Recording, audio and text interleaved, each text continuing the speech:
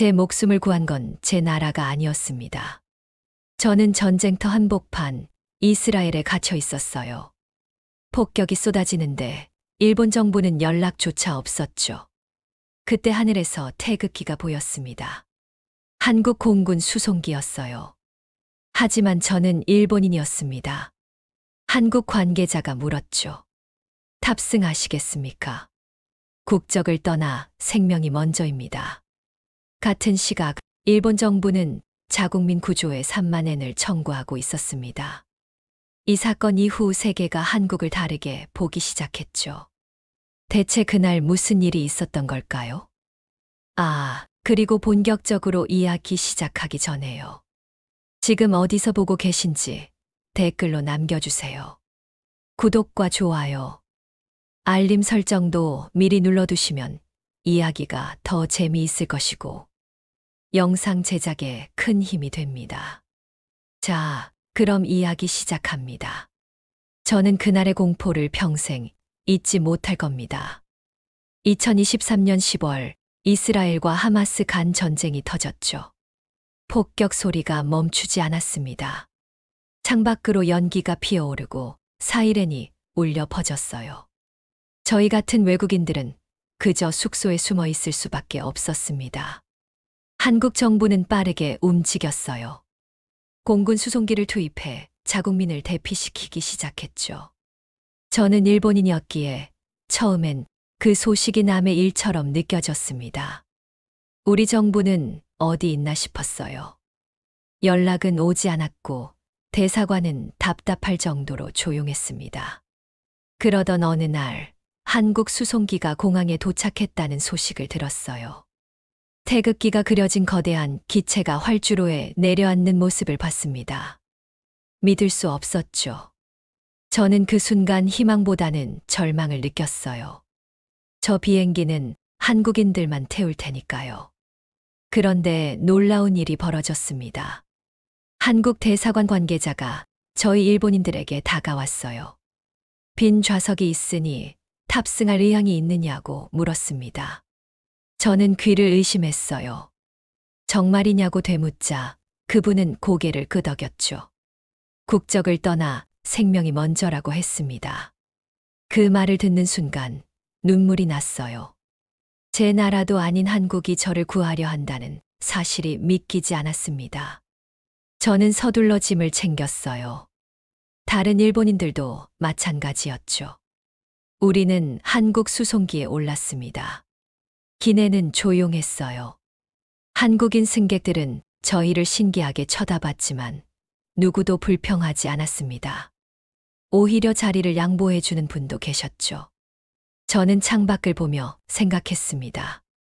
이게 진짜 일어나고 있는 일인가? 비행기가 이륙했어요. 폭격 소리가 점점 멀어지고 저는 비로소 안도의 한숨을 내쉬었습니다.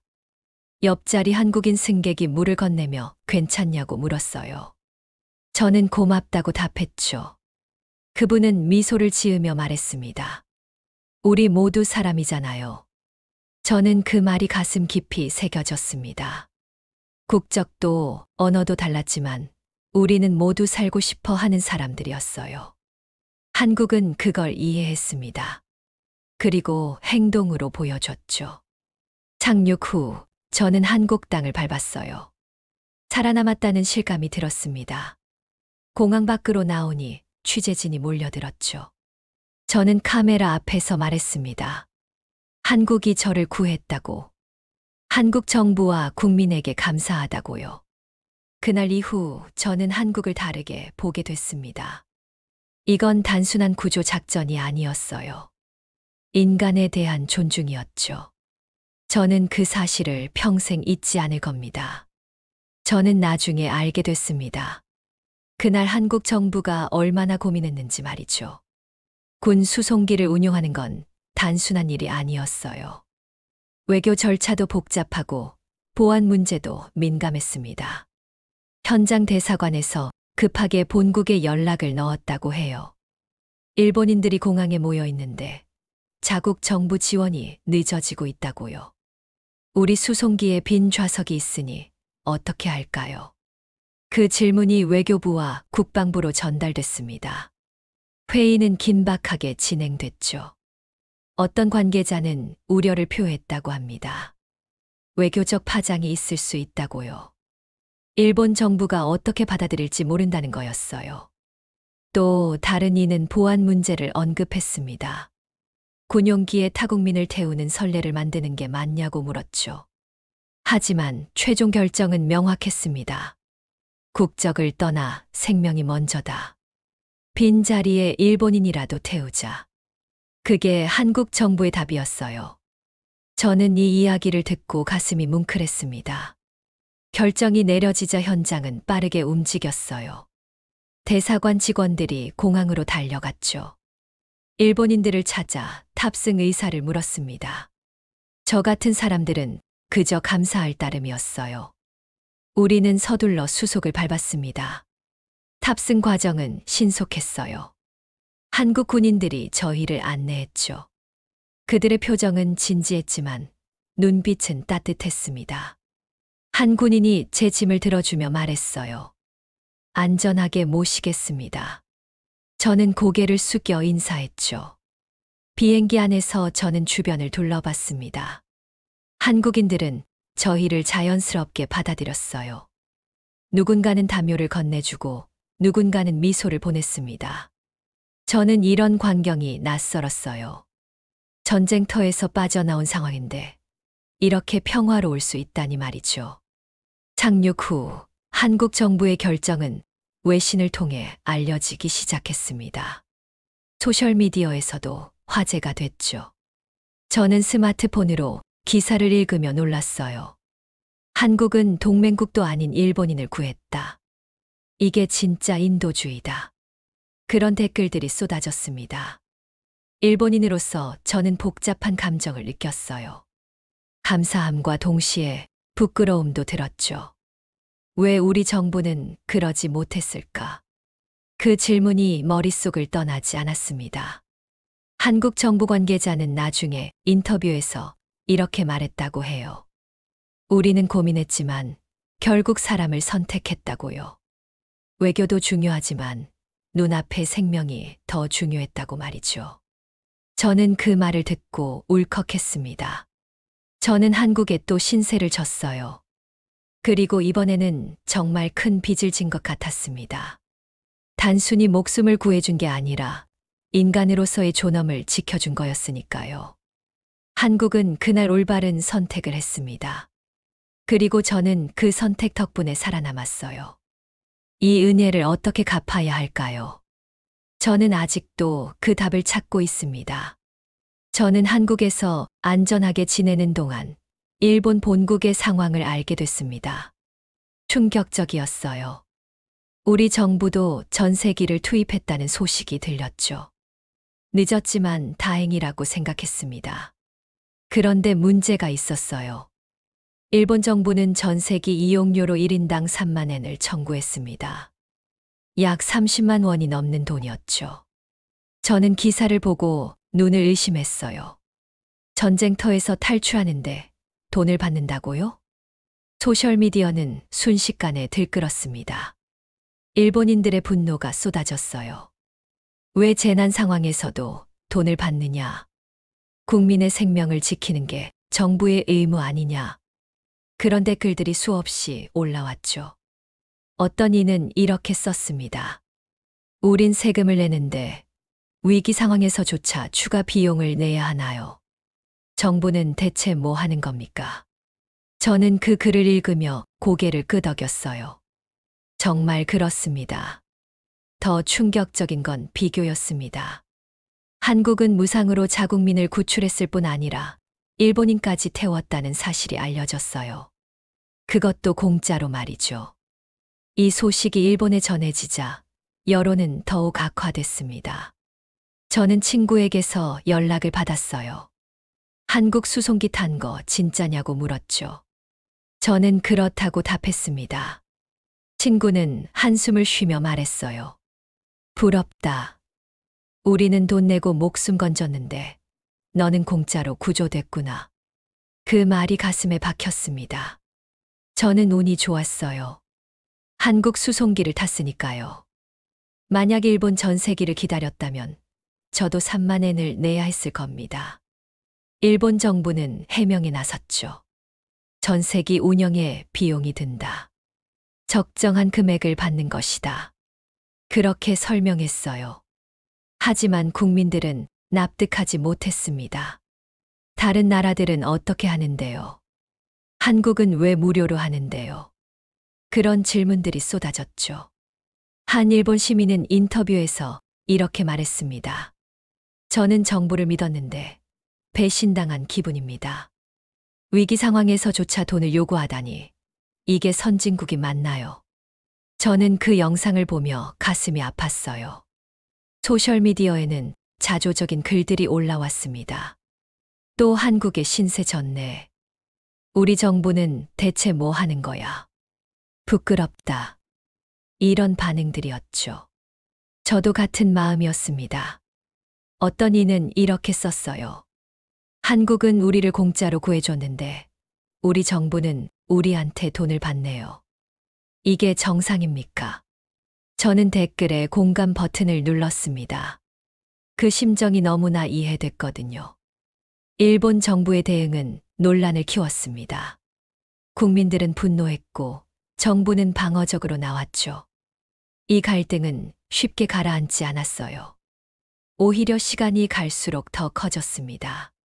저는 한국 수송기를 탄 게 얼마나 다행인지 새삼 깨달았어요. 만약 일본 전세기를 기다렸다면 저도 지금쯤 분노하고 있었을 겁니다. 3만 엔을 내고 정부를 원망하면서 말이죠. 한국과 일본의 차이는 명확했습니다. 한 나라는 생명을 최우선으로 뒀고 다른 나라는 비용을 먼저 계산했어요. 저는 일본인으로서 부끄러웠습니다. 저는 일본으로 돌아온 뒤 언론 보도를 주의 깊게 봤습니다. 그런데 제목부터 이상했어요. 또 한국의 신세. 이런 식의 표현이 많았죠. 저는 당황했습니다. 보수 성향 언론들이 특히 그랬어요. 일본인들 한국 군용기로 탈출. 또다시 한국 도움받아. 이런 제목들이 쏟아졌습니다. 저는 기사를 읽으며 불편함을 느꼈어요. 뭔가 잘못된 프레임이었죠. 신세라는 표현이 걸렸습니다. 마치 우리가 폐를 끼친 것처럼 들렸어요. 하지만 실제로는 한국이 인도적 차원에서 도와준 거였죠. 신세가 아니라 감사해야 할 일이었습니다. 댓글창은 양극화됐어요. 어떤 이들은 한국에 감사하다고 썼습니다. 생명을 구해줬는데 당연히 고마워해야 한다고요. 저도 그 의견에 동의했죠. 하지만 다른 반응도 있었습니다. 수치스럽다. 왜 우리는 매번 한국의 신세를 지느냐? 이런 댓글들이었어요. 저는 그걸 보며 착잡했습니다. 감사해야 할 상황에서 자존심을 먼저 생각하다니요. 한 네티즌은 이렇게 썼습니다. 일본이 한국보다 경제 규모도 크고 선진국인데 왜 이런 일이 벌어지는 겁니까? 우리 정부는 뭐 하는 거예요? 저는 그 글을 읽으며 씁쓸했어요. 경제 규모가 중요한 게 아니었는데 말이죠. 프레임 전쟁이 시작됐습니다. 보수 언론은 국가 체면을 강조했어요. 일본의 위상이 흔들린다. 자주적 대응이 필요하다. 그런 논조였죠. 반면 진보 언론은 인도주의를 내세웠습니다. 한국의 선택이 옳았다. 우리도 배워야 한다. 이렇게 보도했어요. 저는 두 입장을 모두 이해했습니다. 자존심이 상하는 건 사실이었어요. 하지만 그보다 중요한 건 생명이었죠. 저는 살아 있었고 그건 한국 덕분이었습니다. 한국 언론은 다르게 보도했어요. 국제적 인도주의 실천, 국경 넘어선 생명 존중. 이런 제목들이었죠. 저는 한국 기사들을 읽으며 부러웠습니다. 자랑스러워할 만한 일이었으니까요. 소셜미디어에서는 논쟁이 격화됐습니다. 감사파와 수치파가 맞붙었어요. 감사파는 말했죠. 한국이 우리 생명을 구했는데 감사해야지 수치스러워할 게 뭐냐고요.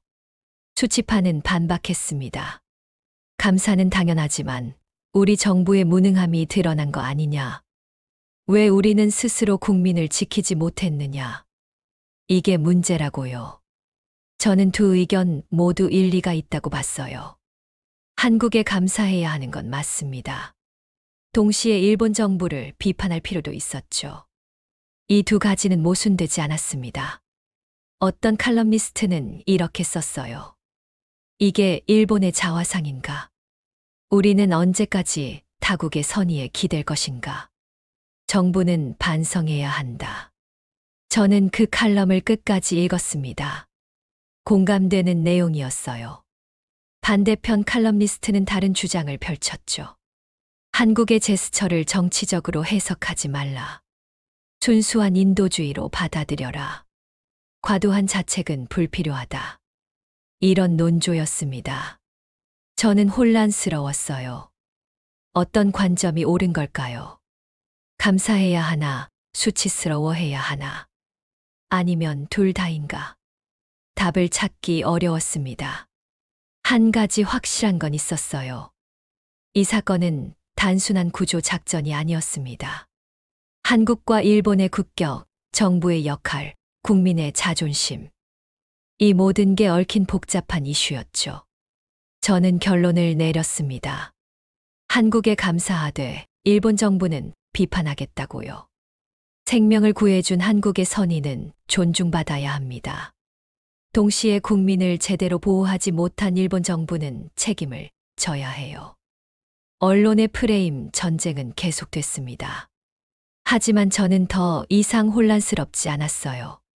제 입장을 정했으니까요. 감사와 비판 두 가지 모두 필요했습니다. 저는 해외 언론들이 이 사건을 어떻게 보도하는지 궁금했습니다. 영어로 검색을 시작했어요. 그리고 놀랐죠. 생각보다 훨씬 큰 관심을 받고 있었습니다. 미국 언론이 가장 먼저 눈에 들어왔어요. 한국은 동맹이든 아니든 생명을 우선시했다. 이런 제목이었죠. 기사는 한국의 인도적 조치를 집중 조명했습니다. 저는 기사를 읽으며 뿌듯했어요. 유럽 언론도 비슷했습니다. 한국의 품격 있는 대응, 국경을 넘어선 인류애. 이런 표현들이 나왔죠.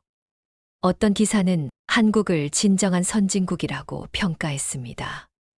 저는 그 말에 고개를 끄덕였어요. 반면 일본에 대한 평가는 달랐습니다. 책임 회피, 늦은 대응, 비용 청구 논란, 이런 단어들이 등장했죠. 저는 일본인으로서 부끄러웠습니다. 세계가 우리를 그렇게 보고 있었어요. 한 국제정치 전문가는 이렇게 분석했습니다. 이번 사건은 한국의 외교적 자산이 됐다. 인도주의적 리더십을 보여줬기 때문이다. 반면 일본은 신뢰의 타격을 입었다. 저는 그 분석이 정확하다고 느꼈어요. 외교 관계 차원에서 이 사건의 상징성은 컸습니다. 한국은 과거 일본의 도움을 받던 나라였어요. 하지만 이제는 일본인을 구하는 나라가 됐죠. 역사적 전환점이었습니다. 저는 과거를 떠올렸어요.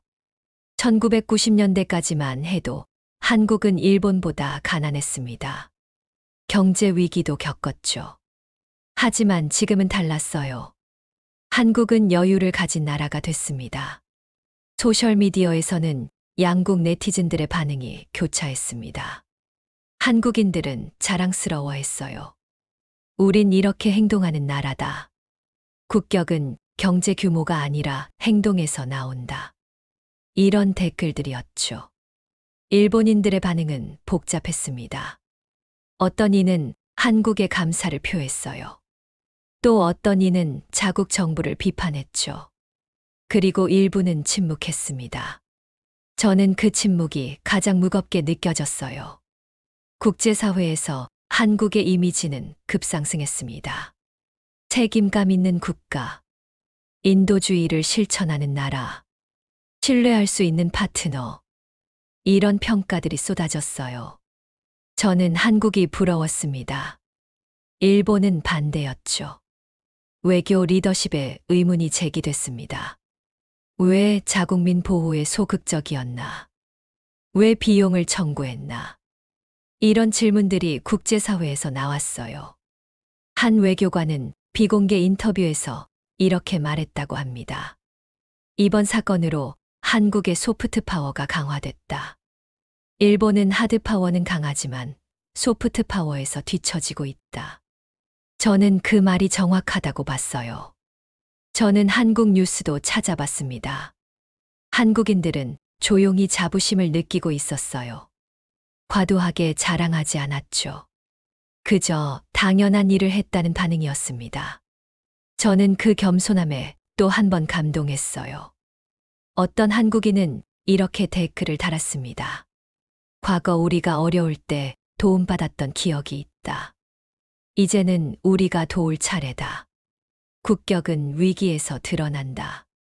저는 그 댓글을 캡처해 뒀습니다. 양국 관계에도 미묘한 변화가 생겼어요. 한국은 이제 일본과 대등하거나 어떤 면에서는 앞서 있었습니다.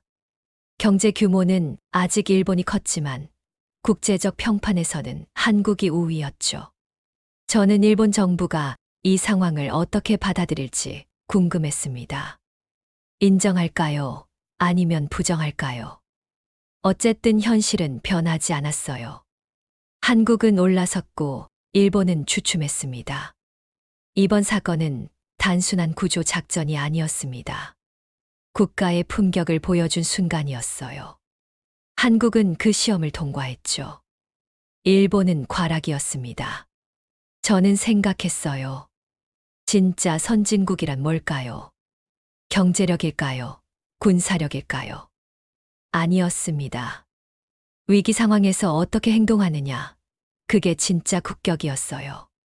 한국은 그걸 증명했습니다. 그리고 세계가 지켜봤죠. 저는 그 현장에 있었던 사람으로서 한국의 선택을 평생 기억할 겁니다. 저는 한국에 도착한 뒤 다른 일본인 생존자들을 만났습니다. 우리는 같은 경험을 공유한 사람들이었죠. 모두의 표정에는 안도감과 복잡한 감정이 뒤섞여 있었어요. 한 중년 남성이 제게 다가왔습니다. 믿기지 않는다고 말했어요.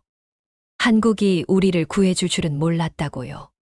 저도 같은 마음이었습니다. 우리는 잠시 말없이 서 있었죠. 얼마 뒤 일본 언론이 저희를 찾아왔습니다. 인터뷰 요청이 쏟아졌어요. 저는 처음엔 망설였습니다. 뭐라고 말해야 할지 몰랐거든요. 하지만 말해야 한다고 생각했죠. 카메라 앞에 섰습니다. 기자가 물었어요. 지금 기분이 어떠냐고요? 저는 깊게 숨을 들이쉬었습니다. 그리고 말했죠. 살아남게 해준 한국 정부에 감사합니다. 한국 국민에게도 감사합니다. 다른 생존자도 비슷하게 말했어요. 한국 덕분에 지금 이 자리에 있다. 평생 잊지 못할 은혜다. 그렇게 감사를 표했습니다. 우리의 목소리는 떨렸지만 진심이었어요.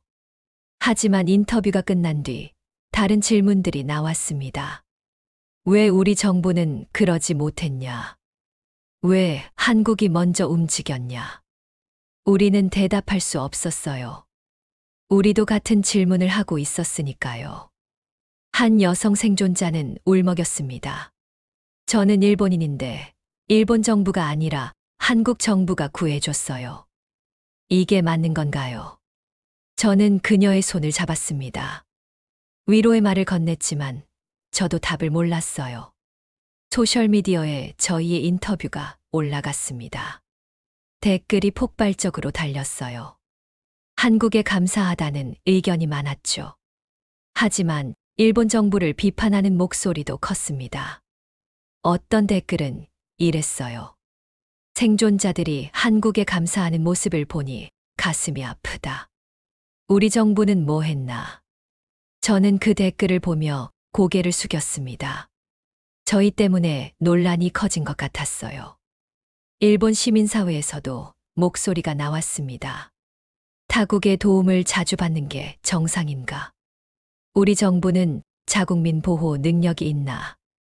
이런 질문들이었죠. 반성의 목소리였습니다. 저는 한 토론 프로그램을 봤어요. 패널들이 이 사건을 놓고 토론했습니다. 어떤 이는 한국을 칭찬했죠. 어떤 이는 일본 정부를 비판했어요. 그리고 어떤 이는 생존자들에게 책임을 돌렸습니다. 그 마지막 의견에 저는 화가 났어요. 생존자들이 뭘 잘못했나요? 우리는 그저 살고 싶었을 뿐입니다. 한국이 손을 내밀어줘서 잡았을 뿐이에요. 잘못은 우리가 아니라 정부에 있었죠. 다른 생존자들도 비슷한 감정을 느꼈습니다. 우리는 모임을 가졌어요. 서로의 이야기를 나눴죠. 모두가 공통적으로 느낀 건 혼란이었습니다. 감사와 부끄러움, 안도와 분노가 뒤섞인 감정이었어요. 한 생존자는 이렇게 말했습니다. 저는 한국에 감사하지만 동시에 일본인으로서 부끄럽습니다.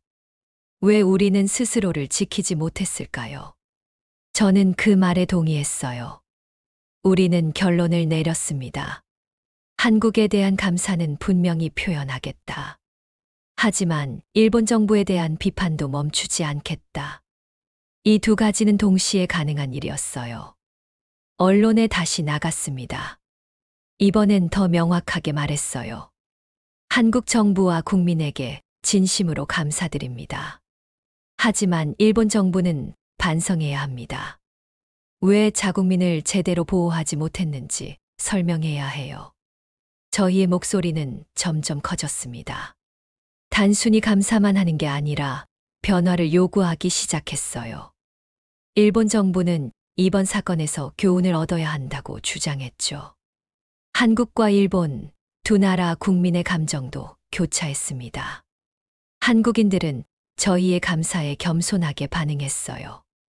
일본인들은 저희의 비판에 공감했죠.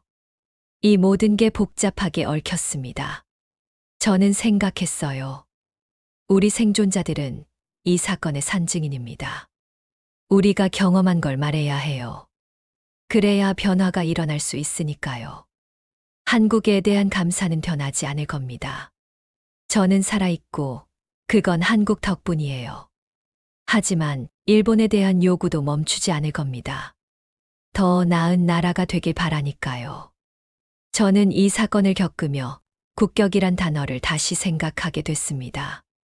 과연 국격이란 뭘까요? 경제 규모일까요? 군사력일까요? 아니면 다른 무언가일까요? 일본은 세계 3위 경제 대국입니다. 기술력도 뛰어나죠. 문화 콘텐츠도 강합니다. 저는 그런 일본이 자랑스러웠어요. 하지만 이번 사건은 제 생각을 바꿔놓았습니다. 한국의 국내 총생산은 일본보다 작습니다. 인구도 적죠. 하지만 위기 상황에서의 대응은 달랐어요. 한국은 빠르게 움직였고 인도적으로 행동했습니다. 일본은 늦었고 비용을 계산했죠. 저는 깨달았습니다. 국격은 숫자로 측정되지 않는다는 걸요. 국내 총생산이 아니라 행동에서 나온다는 걸 알았어요. 위기에서 어떻게 대응하느냐, 그게 진짜 국격이었습니다. 한 정치학자는 칼럼에서 이렇게 썼어요. 국격은 평시가 아니라 위기에서 드러난다. 돈이 아니라 선택에서 나온다. 저는 그 칼럼을 여러 번 읽었습니다. 완전히 동의했거든요. 과거를 돌아봤습니다. 한국은 한때 일본의 도움을 받던 나라였어요. 1990년대 외환위기 때도 그랬죠. 일본은 한국의 손을 내밀었습니다. 저는 그 역사를 알고 있었어요. 하지만 이제는 역전됐습니다. 한국이 일본인을 구하는 시대가 왔죠. 불과 몇십 년 만에 이런 변화가 일어난 겁니다. 저는 그 속도에 놀랐어요. 한국인들과 이야기를 나눴습니다. 그들은 과거를 기억하고 있었어요. 우리도 어려웠던 시절이 있었다. 그때 도움을 받았다. 이제는 우리가 도울 차례다. 이렇게 말하더군요. 저는 그 겸손함에 감동했습니다. 한국은 과거를 잊지 않았어요. 하지만 그걸 자랑하지도 않았죠. 그저 당연한 일을 했을 뿐이라고 말했습니다. 일본은 달랐습니다. 우리는 여전히 과거의 영광에 머물러 있었어요. 경제 대국이라는 자부심이 컸죠. 하지만 그 자부심이 현실을 가리고 있었습니다. 어떤 일본 지식인은 이렇게 지적했어요. 일본은 하드파워에만 집중했다. 소프트 파워를 키우지 못했다. 그 결과가 이번 사건이다. 저는 그 분석이 정확하다고 봤습니다. 국격은 군함의 숫자나 국내 총생산으로만 만들어지지 않았습니다. 국민을 어떻게 대하느냐, 타국을 어떻게 돕느냐에서도 나왔어요. 한국은 그걸 이해하고 있었습니다. 저는 한국이 보여준 여유에 주목했습니다. 빈 자리가 있으니 일본인을 태우자. 그 결정은 여유에서 나왔어요. 경제적 여유가 아니라 정신적 여유였죠. 일본은 그 여유가 없었습니다. 비용을 계산하고 절차를 따지고 늦게 움직였어요. 우리에게는 물질적 풍요는 있었지만 정신적 여유는 없었습니다. 한 철학자는 이렇게 말했습니다.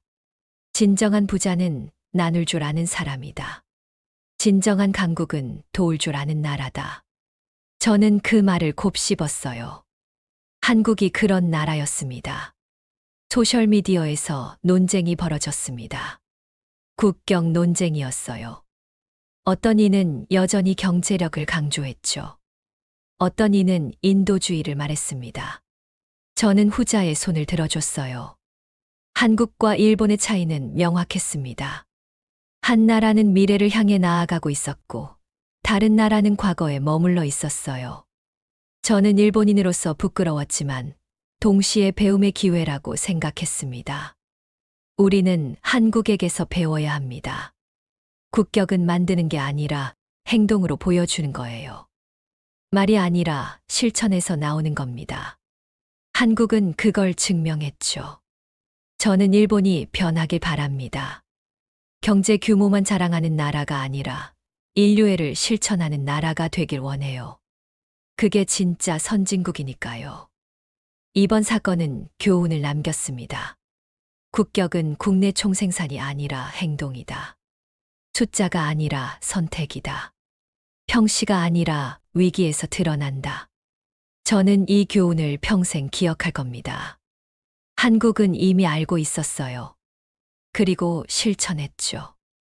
일본은 이제라도 배워야 합니다. 늦지 않았어요.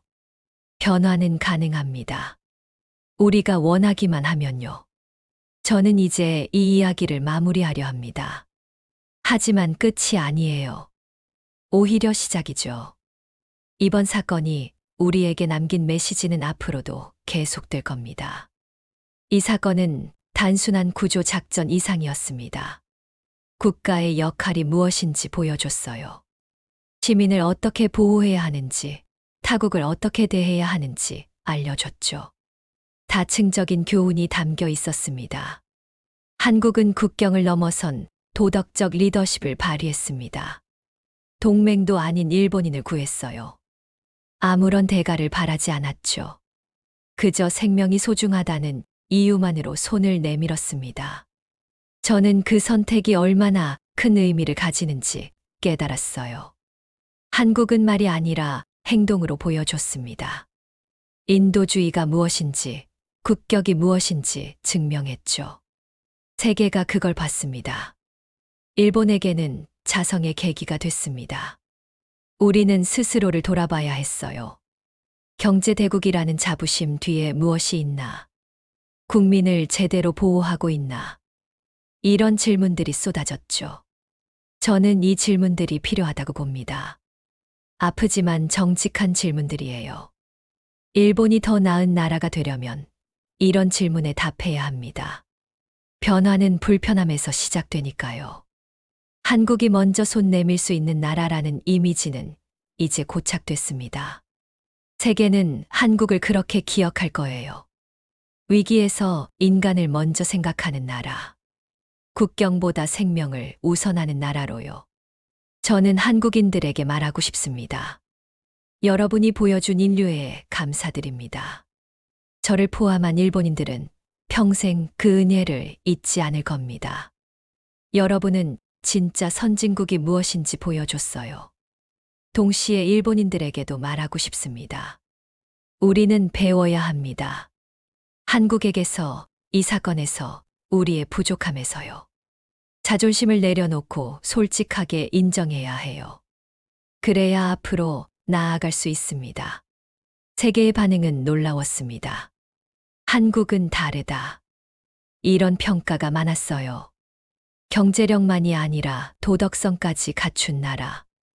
믿을 수 있는 파트너. 그런 이미지가 형성됐죠. 저는 한국의 미래가 밝다고 봅니다. 이번 사건으로 얻은 신뢰는 쉽게 사라지지 않을 거예요. 오히려 쌓일 겁니다. 한국이 계속 이런 선택을 한다면 진정한 리더 국가가 될 수 있어요. 일본은 기로에 섰습니다. 과거의 영광에 머물 것인가, 새로운 길을 갈 것인가. 저는 후자를 택하길 바랍니다. 우리에게도 기회는 있어요. 변화를 선택하면 됩니다. 이 사건은 교과서에 실려야 한다고 생각합니다. 미래 세대가 배워야 할 이야기예요. 국가란 무엇인가? 리더십이란 무엇인가? 이런 근본적인 질문에 대한 답이 여기 있으니까요. 저는 아이들이 이 이야기를 읽고 자랐으면 좋겠습니다. 한국 아이들은 자부심을 느낄 거예요. 우리나라가 옳은 일을 했구나. 일본 아이들은 교훈을 얻을 겁니다. 우리도 저렇게 해야 하는구나. 한국과 일본의 관계도 변할 수 있습니다. 역사적 갈등이 여전히 남아있지만 이런 순간들이 쌓이면 달라질 거예요. 신뢰는 한 번에 만들어지지 않지만 작은 행동들이 모이면 가능해집니다. 저는 희망을 봅니다. 한국이 보여준 인류애가 다른 나라에도 영향을 미칠 거예요. 국경을 넘어선 도움이 당연해지는 세상. 국적보다 생명이 우선인 세상. 그런 미래가 올 수 있어요. 우리는 더 큰 리더가 될 수 있습니다. 한국은 이미 그 길을 가고 있어요. 일본도 다른 나라들도 따라갈 수 있습니다. 이번 사건은 그 가능성을 보여줬죠. 저는 전쟁터에서 살아남았습니다. 한국 덕분이에요. 하지만 제가 얻은 건 생명만이 아닙니다. 희망도 얻었어요. 세상이 변할 수 있다는 희망, 국가가 옳은 선택을 할 수 있다는 희망을요. 이 이야기가 많은 사람에게 닿길 바랍니다. 한국인들은 자부심을 느끼고 일본인들은 반성하고 다른 나라 사람들은 배우길 원해요. 우리 모두에게 필요한 이야기니까요. 마지막으로 다시 한번 말씀드립니다. 한국, 감사합니다. 저를 구해주셔서, 인류애를 보여주셔서, 희망을 주셔서요. 저는 평생 이 은혜를 기억하며 살겠습니다. 그리고 일본, 우리 함께 배웁시다. 더 나은 나라가 됩시다. 한국이 보여준 길을 따라갑시다. 아직 늦지 않았어요. 우리에게도 기회는 있습니다. 이 이야기는 여기서 끝이지만 진짜 이야기는 이제 시작입니다. 우리가 어떤 선택을 하느냐에 따라 미래는 달라질 수 있어요. 저는 그 미래를 기대합니다. 저는 한국 덕분에 살아남았습니다. 하지만 이 이야기는 단순한 구조 작전이 아니었어요. 한국은 증명했습니다. 진짜 국격은 경제 규모가 아니라 위기 속 선택에서 나온다는 걸요. 국경보다 생명을 먼저 본 나라. 그게 한국이었습니다. 저는 평생 이 은혜를 잊지 않을 겁니다. 여러분은 어떻게 생각하시나요? 댓글로 의견을 남겨주세요. 구독과 좋아요는 더 많은 이야기를 전하는 힘이 됩니다. 감사합니다.